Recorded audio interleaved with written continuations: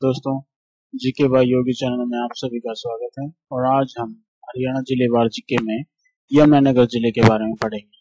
तो दोस्तों, यमुनानगर जिले की स्थापना 1 नवंबर 1989 को हुई थी और इसका क्षेत्रफल 1756 वर्ग किलोमीटर है। यमुनानगर जिले के अगर हम ज्योग्राफी को देखें तो इसके आस पड़ोस में कौन से जिले या राज्य लगते हैं, तो इसके उत्तर में हिमाचल प्रदेश, पूर्व में उत्तर प्रदेश, दक्षिण में करनाल तथा दक्षिण पश्चिम में कुरुक्षेत्र जिला और पश्चिम में अंबाला जिला जो है इसकी सीमा से लगता है। अगर हम आगे बात करें तो इसका निर्देशांक जो है, जो नक्शे पर इसकी स्थिति जो है वो क्या है, उसके बारे में बात करते हैं। तो इसकी स्थिति है 30.13 डिग्री उत्तरी अक्षांश या उत्तर अक्षांश और 77.28 डिग्री पूर्वी देशांतर पर स्थित है। और इसकी समुद्र तल से इसकी ऊंचाई की बात की जाती है कितनी है, 255 मीटर। अब बात करते हैं कि कितने तहसील हैं या इसको औपचारिक तौर पर कितने भागों में बांटा गया है। तो जो यमुनानगर जिला है इसमें 3 तहसील को शामिल किया गया है और वह तहसील हैं जगाधरी, छछरौली और बिलासपुर। और इन्हें आगे 6 विकास खंड यानी कि ब्लॉक्स में बांटा गया है। और ये 6 ब्लॉक कौन से हैं? बिलासपुर, साढौरा, मुस्तफाबाद, रादौर, जगाधरी और छछरौली। बात करते हैं यहाँ चुनाव क्षेत्र कौन से हैं। तो चुनाव क्षेत्र की बात करते हैं तो पहले हम लेते हैं विधानसभा चुनाव क्षेत्र हैं। यहाँ पर उनकी संख्या 4। ये कौन से हैं? साढौरा, जगाधरी, यमुनानगर, रादौर। जबकि जो साढौरा और जगाधरी जो हैं ये अंबाला यमुनानगर के साथ अंबाला लोकसभा क्षेत्र के हिस्से में आते हैं, यानी उसको कंप्लीट करते हैं। साढौरा, जगाधरी और यमुनानगर। और जो रादौर है, रादौर किस क्षेत्र में आता है? लोकसभा क्षेत्र में वो आता है कुरुक्षेत्र लोकसभा क्षेत्र में शामिल है। अब अगर हमें पता है कि यमुनानगर एक विधानसभा क्षेत्र है, तो विधानसभा क्षेत्र से कौन चुना जाता है? एमएलए। तो यमुनानगर से एमएलए कौन है? वो है घनश्याम दास। अब हम देखते हैं कि यमुनानगर चंडीगढ़ से कितनी दूरी पर पड़ता है। तो चंडीगढ़ से यमुनानगर पड़ता है नेशनल हाईवे 73 पर और इसकी दूरी है 106 किलोमीटर। आगे चलते हैं।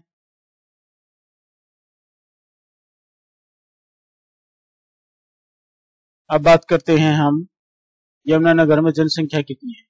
तो ये अगर यमुनानगर की जनसंख्या की बात की जाए तो यमुनानगर की कुल जनसंख्या है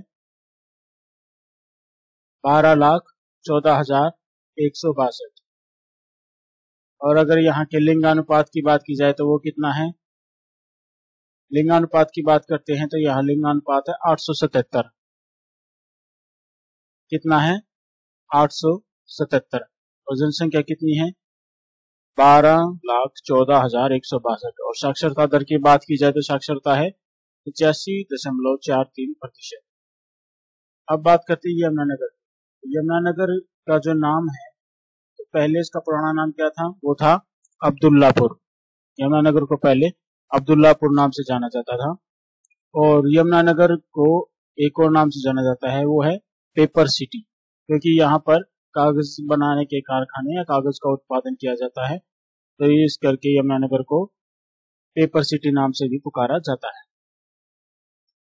आजादी से पहले एक छोटा सा गांव हुआ करता था और जिसकी जो मेन रिहाइश थी वो स्टेशन के आसपास होती।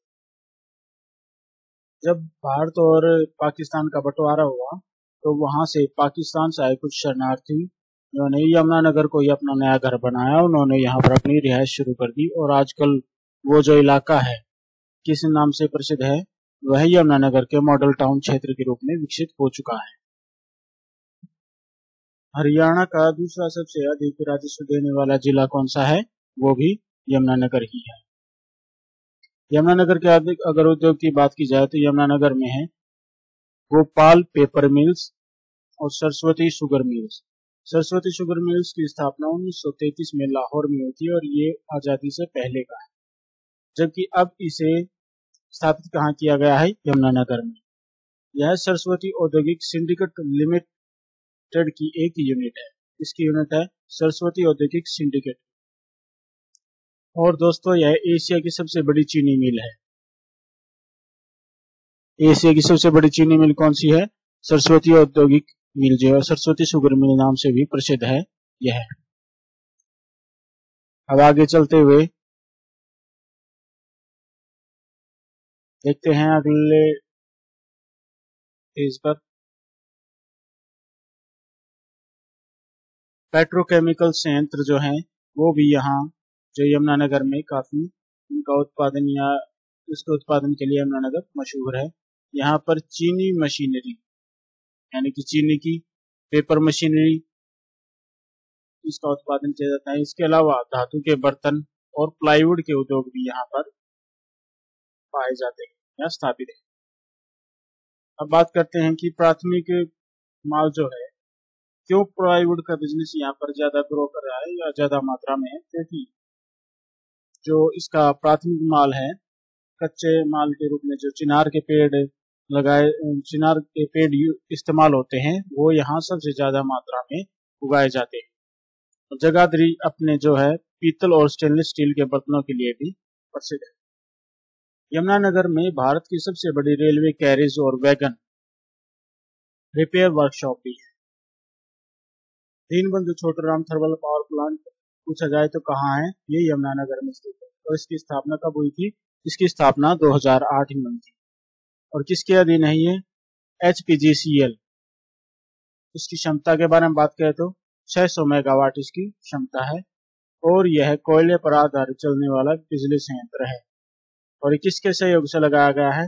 इसमें रिलायंस एनर्जी लिमिटेड और शंघाई इलेक्ट्रॉनिक जो चीन की कंपनी है, इसके संयुक्त उपक्रम के रूप में यानी कि दोनों ने एक साथ मिलकर के इसको लगाया है। यहाँ एक प्रसिद्ध उद्योग रेलवे गैस भी था जो जिसकी स्थापना 1973 में की गई थी और सन 1988 में इसका नाम परिवर्तन कर दिया गया। इसको कर दिया गया यमुना गैस व केमिकल लिमिटेड नाम कर दिया गया था। जगाधरी जो है लिक्कर के लिए भी बहुत प्रसिद्ध है।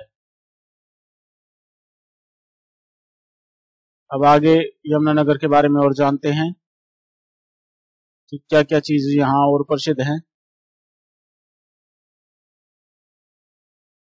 तो बिल्ट पेपर मिल्स, अगली बारी बिल्ट पेपर मिल्स की आती है। बिल्ट पेपर मिल की स्थापना अगर पूछा जाए तो किसने की थी? लाला करमचंद थापर के द्वारा की गई थी। और कब की गई थी? 1929 में। दोस्तों यह एशिया की सबसे बड़ी पेपर मिल है और इसका पुराना नाम क्या था? Messrs Punjab pulp and paper mill, जिसकी स्थापना लाला करमचंद ने 1929 में की थी। अब बात करते हैं कॉलेज संस्थानों की। तो यहाँ है मुकुंदलाल नेशनल कॉलेज, सेठ जयप्रकाश पॉलिटेक्निक, गुरु नानक खालसा कॉलेज और हरियाणा इंजीनियरिंग कॉलेज। यमुनानगर में एक और महत्वपूर्ण जगह जो है वो है छछरौली। दोस्तों छछरौली किस लिए महत्वपूर्ण है? छछरौली अपनी जो मानसून में अधिकतम औसत बारिश के लिए मशहूर है। इसे हरियाणा का चेरापूंजी भी कहा जाता है। दोस्तों आप सभी जानते हैं कि चेरापूंजी मेघालय में जहां सबसे ज्यादा बरसात होती है, इसलिए वो भारत का चेरापूंजी है। और हरियाणा के चेरापूंजी की बात की जाए तो हरियाणा का चेरापूंजी है छछरौली यमुनानगर में।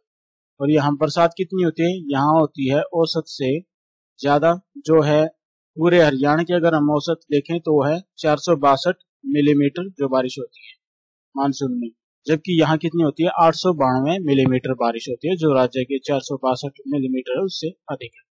बात करते हैं कृषि। यहाँ की जो जमीन है वो बहुत ही उपजाऊ है। तो यहाँ आमतौर पर फसलों के रूप में गन्ना, चावल, गेहूं और लहसुन के अलावा कृषि व्यवसाय पर ध्यान देते हुए, क्योंकि यहाँ पर व्यावसायिक कृषि भी की जाती है, तो यहाँ चिनार और नीलगिरी के पेड़ लगाए जाते हैं, जिनका हमने पहले भी जिक्र किया था कि नीलगिरी का पेड़ और या चिनार का पेड़ जो है प्लाई उद्योग में कच्चे माल के रूप में प्रयोग किया जाता है। अब बात करते हैं पर्यटन स्थल की। तो पर्यटन स्थल में यहाँ सबसे पहला नंबर जो आता है वो आता है आदि बद्री।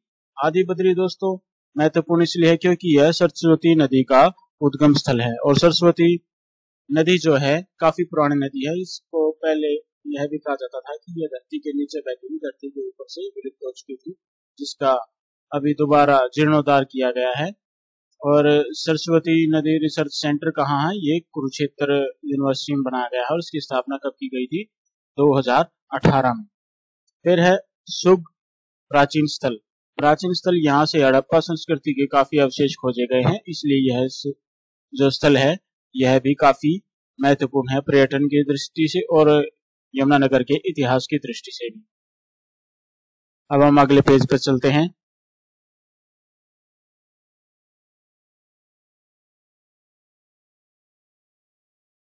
अगले पेज पर चलते हैं तो हमारे पास आता है कपाल मोचन गुरुद्वारा। कहाँ स्थित है? ये बिलासपुर। और बिलासपुर कहाँ है? यमुनानगर में। अब इसके बारे में खास बात क्या है कि यहाँ इसको दूसरा नाम क्या है? इसे गुरु गोविंद जी का शस्त्र घाट भी कहते हैं। शस्त्र घाट क्यों कहते हैं? क्योंकि 1687 में जब गुरु गोविंद सिंह जी ने युद्ध किया था, तो युद्ध के बाद लौटते वक्त यहाँ पर अपने तालाब पर अस्त्र शस्त्र धोए थे, तो इस करके इसको क्या कहा गया है? गुरु गोविंद जी का शस्त्र घाट भी कहा गया, और इसे कपाल मोचन गुरुद्वारा नाम भी दिया गया है। और एक बात और है यहाँ पर कि गुरु गोविंद जी जब यहाँ शस्त्र धोने के बाद 52 दिन तक यहाँ पर रुके भी थे। इसके बाद है बौद्ध स्तूप चनेटी। यह 3री शताब्दी का बना हुआ अशोक के द्वारा बनाया गया स्तूप है, और यह हरियाणा की सबसे प्राचीन धार्मिक इमारत भी है, क्योंकि यह 3री शताब्दी का है। हेनसांग ने अपनी पुस्तक सियुकी में भी इसका वर्णन किया है। इसके बाद है चौधरी देवीलाल हर्बल पार्क, जो चूहरपुर गांव में 110 एकड़ जमीन में फैला हुआ है, और जिसको 6 नवंबर 2001 में स्थापित किया गया था। हर्बल पार्क इसलिए है क्योंकि यहाँ पर काफी मात्रा में जड़ी बूटियां भी उगाई जाती हैं। बूढ़िया किला और बिरबल का रंग महल, ये सभी मुगल कालीन इमारतें हैं, और ये भी यमुनानगर को प्रसिद्धि देती है। हरनौल में स्थित पंचतीर्थी नाम का धार्मिक स्थल है, और वहां पर शिव मंदिर और टोपरा बौद्ध कला धर्म प्रचार के लिए जो है प्रमुख केंद्रों में से एक है। यहाँ पर क्या है? 30 फीट ऊंचे अशोक चक्र को स्थापित किया गया है, और यह 8 फुट ऊंचे प्लेटफॉर्म पर स्थित है। और इसका चक्र का वजन कितना है? 6 टन। यह देश का सबसे बड़ा अशोक चक्र है। अगर आपसे बात की जाए कि सबसे बड़ा अशोक चक्र कहाँ स्थित है, तो ये है हरनौल में। और हरनौल कहाँ है? हरनौल है यमुनानगर में। आगे चलते हैं वीडियो में।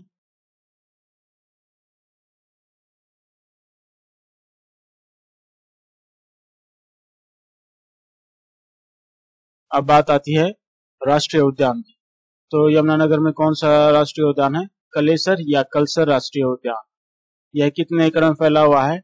ये 13,000 एकड़ में फैला हुआ है, और 8 दिसंबर 2003 को कलसर वन्यजीव अभ्यारण्य को इसको मान्यता दी गई थी, राष्ट्रीय उद्यान को। और जो कलसर वन्यजीव अभ्यारण्य जो है यह 13,209 एकड़ में फैला हुआ है, और इसको मान्यता कब दी गई थी? 13 दिसंबर 1996 को मान्यता दी गई थी वन्यजीव अभ्यारण्य को। अगर राष्ट्रीय उद्यान के बारे में पूछा जाए तो राष्ट्रीय उद्यान को कब दी गई थी? 8 दिसंबर 2003। ये दोनों ही ग्रीन बेल्ट एरिया हैं, और यहाँ पर उद्योग लगाने की सख्त मनाही है। ये यमुनानगर के संरक्षित क्षेत्र हैं, और यहाँ तेंदुआ, पैंथर, जिनको चीता भी कहा जाता है एक तरह से, हाथियों और लाल जंगल के पक्षियों, काफी तरह के पक्षियों प्रजाति और जानवरों प्रजाति यहाँ पर पाई जाती है। इसके बाद है कालेश्वर महादेव का मठ और कालेश्वर मंदिर। यह यमुना और सरस्वती नदी के संगम पर स्थित है। यह मठ महाभारत काल में जो विश्व में 12 जो मठ स्थापित थे उनमें से एक है, और वर्ष 1980 में यहाँ सूर्य यज्ञ भी संपन्न किया गया था। कोस मीनार 450 साल पहले इस्तेमाल की जाती थी, किस करके दूरी को मापने का एक साधन था। कहते हैं कि 2 कोस की दूरी पर है, 3 कोस की दूरी पर है, या 84 कोस की परिक्रमा है। तो इस तरह से उन मीनारों को कोस जो है एक दूरी मापने का साधन था, इसके तौर पर इनको यूज किया जाता था। बसंतौर यहाँ पर हाथी पुनर्वास अनुसंधान है। और एक और जो HSSC में कभी कभी पूछ लिया जाता है, तो गर्भावस्था काल के बारे में आपको जानकारी होनी चाहिए। हाथी का जो है वो है 620 दिन। अब साडोरा जो है, साडोरा में 3 मंदिर स्थित हैं। 3 मंदिर कौन से हैं? गागरवाला, मनोकामना और तोरावाला। और यहीं पर एक और जो है गुरुद्वारा, वो है बुद्धूशाह गुरुद्वारा, यह भी स्थित है। फिर कपाल मोचन तीर्थ, वो था कपाल मोचन गुरुद्वारा, यह कपाल मोचन तीर्थ, ये बिलासपुर में स्थित है ये भी, और इसे सोम सरोवर तीर्थ के नाम से भी जाना जाता है। तो दोस्तों दोनों में पजल होने की जरूरत नहीं है। एक है कपाल मोचन गुरुद्वारा, जिसको गुरु गोविंद शस्त्र घाट के नाम पे भी जाना जाता है, और दूसरा है कपाल मोचन तीर्थ। ये दोनों ही बिलासपुर में स्थित हैं, और ये जो तीर्थ है इसको सोम सरोवर तीर्थ के नाम से भी जाना जाता है। और अब चलते हैं आगे।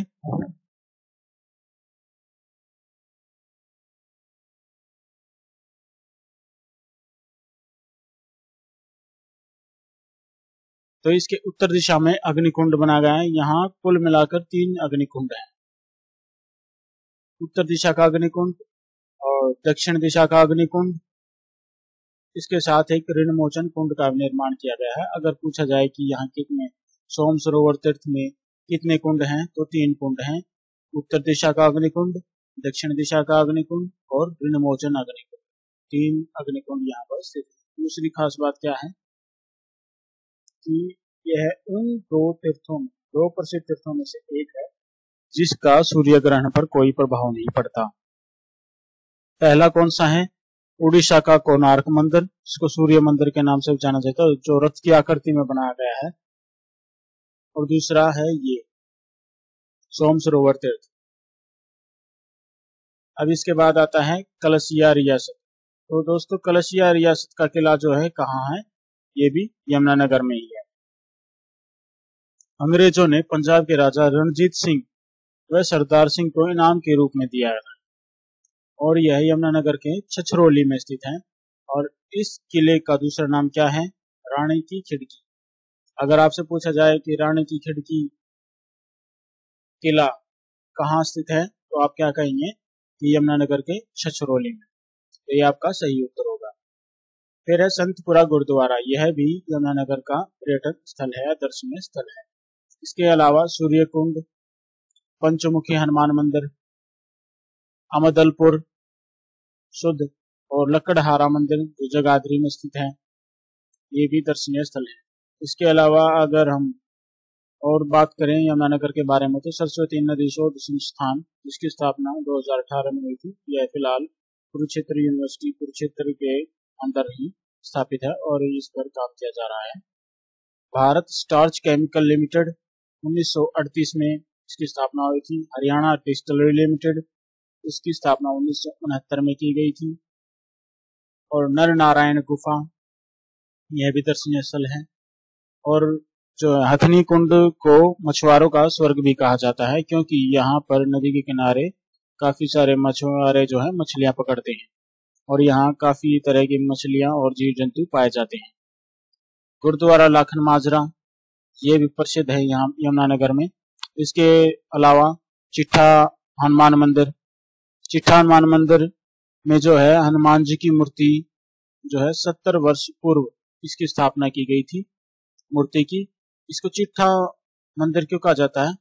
क्योंकि यहाँ जो मूर्ति है वो बिल्कुल सफेद है, इस करके इस मंदिर को हनुमान जी की सफेद मूर्ति के कारण चिट्ठा मंदिर भी कहा जाता है, क्योंकि पंजाबी में श्वेत को चिट्ठा कहा जाता है। यमुना नदी ताजेवाला स्थान जो है ये हरियाणा में प्रवेश करती है। यमुना नदी कहाँ से? यमुनानगर से। और पश्चिमी यमुना नहर जो है शहर के एक तरफ को बहती हुई चलती है। हथनीकुंड बैराज के बारे में अगर हम बात करें तो यमुनानगर जिले में यमुना नदी पर ही स्थित है और इसका निर्माण अक्टूबर 1996 में किया गया। जून 1999 में फिर ताजेवाला बैराज का निर्माण किया गया। 1873 को जो ताजेवाला का निर्माण किया गया था उसको बदलने के लिए हथनीकुंड बैराज का निर्माण अक्टूबर 1996 में कर दिया गया था। इसका मुख्य उद्देश्य क्या था? इसका मुख्य उद्देश्य पश्चिम व पूर्वी यमुना नहर जो सिंचाई पेयजल की आपूर्ति करना तथा हरियाणा, दिल्ली व उत्तर प्रदेश को बाढ़ से बचाना, और यहाँ यमुना के पानी को नियंत्रित करने के लिए 60 दरी भी बनाई गई है। अब बात करते हैं यहाँ के प्रसिद्ध व्यक्तियों की या प्रसिद्ध व्यक्तित्व की। तो अगर बात करें तो यहाँ पर सबसे प्रसिद्ध जो उल्लेखनीय लोग हैं तो उनमें है संजीव राजपूत जो हैं शूटर और उन्हें अर्जुन अवार्ड भी प्राप्त है। कर्ण मल्लेश्वरी जो है वेट लिफ्टर हैं, महिला वेट लिफ्टर। ये भी कहां से संबंधित है? यमुनानगर से। भारत की पहली महिला ओलंपिक पदक विजेता रानी रामपाल, महिला हॉकी खिलाड़ी, ये भी यमुनानगर से संबंधित है। सुनील दत्त जो अभिनेता रह चुके हैं, जो संजय दत्त के पिताजी हैं वो। दीपिका ठाकुर भारतीय हॉकी की खिलाड़ी। फुटबॉलर सुमित पासी और भारतीय राष्ट्रीय फुटबॉल में खेलते हैं ये, और जमशेदपुर एफसी के लिए भी खेलते हैं। इसके बाद कंवरपाल गुर्जर जो हमारे शिक्षा मंत्री, वन और पर्यटन मंत्री हैं, वो भी कहां से संबंधित हैं? वो हैं यमुनानगर से संबंधित हैं। दोस्तों, वीडियो को देखने के लिए आप सभी का धन्यवाद। अगर आपको वीडियो जैसा भी लगा है तो उसके कमेंट जो हैं, रिव्यू जो है कमेंट बॉक्स में डालें और अपना जो मूल्यवान कमेंट है देना ना भूलें। अगर आपको अच्छा लगे तो ऐसे ही जो वीडियो को आगे शेयर कीजिए, चैनल को सब्सक्राइब कीजिए ताकि हमें और आगे प्रोत्साहन मिलता रहे। धन्यवाद।